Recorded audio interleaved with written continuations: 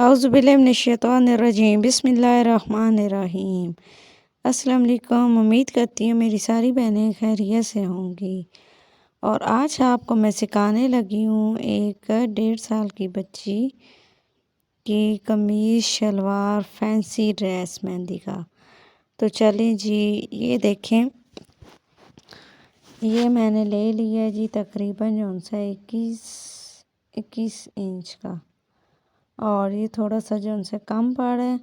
21 inch से तकरीबन हमने 20 इंच की शलवार तैयार करनी है, तो हम ले लेंगे 22 इंच। तो ये ऊपर हम डालेंगे इसके थोड़ा सा कपड़ा, तो वो डाल के हम इसको डिज़ाइनिंग देंगे।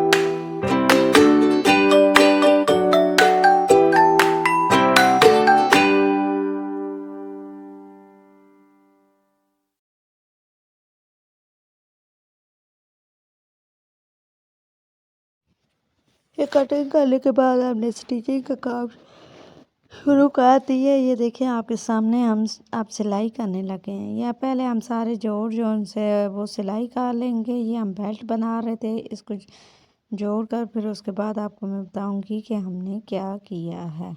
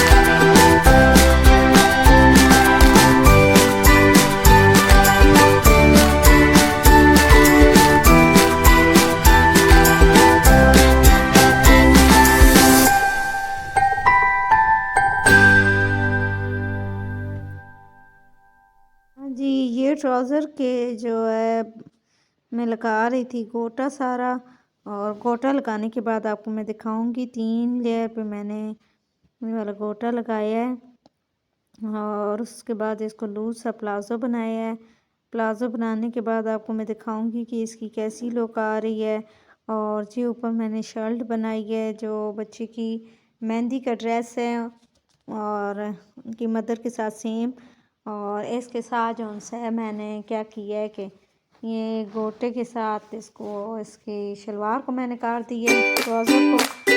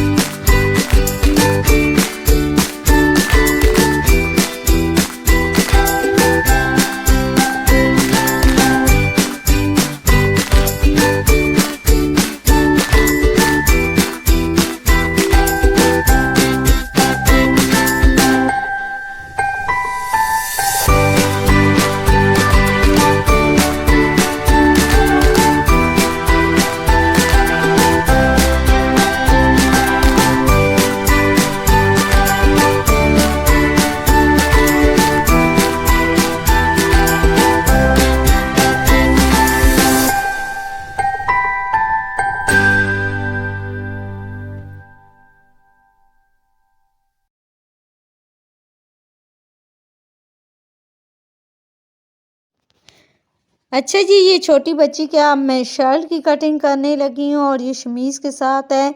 और ये जी आपको मैं दिखाऊंगी कि किस तरह मैंने इसको सेट किया है। फिर सेट करने के बाद इसको पिनों के साथ पिन अप करके प्रेस करके पीस सारे सारे शमीज़ का भी फिर उसके बाद मैंने कटिंग की है। और ये बनारसी की जो उनसे शर्ट बनारसी के बहुत प्यारे लगते हैं, लेकिन ये है कि इनके साथ शमीज़ लाजमी लगानी चाहिए, नहीं तो वो थोड़े से इनके धागे जो होते हैं वो इरिटेट करते हैं नीचे, बच्चों को भी और बड़ों को भी। स्लीव्स हैं उसकी भी जो उनसे फुल लगाने चाहिए, क्योंकि वो आपकी बहुत अच्छी उससे लुक आती है। और एक है कि जल्दी जो उनसे कपड़ा ख़राब नहीं होता ये, और बनारसी वाला। और ये आपके पास ये देखिए मैं आपके सामने कटिंग कर रही हूँ। कटिंग करने से पहले इसको मैंने बहुत अच्छा सेट किया है। सेट अच्छा होगा। अब नाप लेंगे, नाप लेने के बाद मैं निशान लगा लूँगी। निशान लगाने के बाद फिर इसकी इंशाल्लाह कटिंग कर दूँगी। और आपको जो समझ ना आए आप मुझसे पूछ सकते हैं।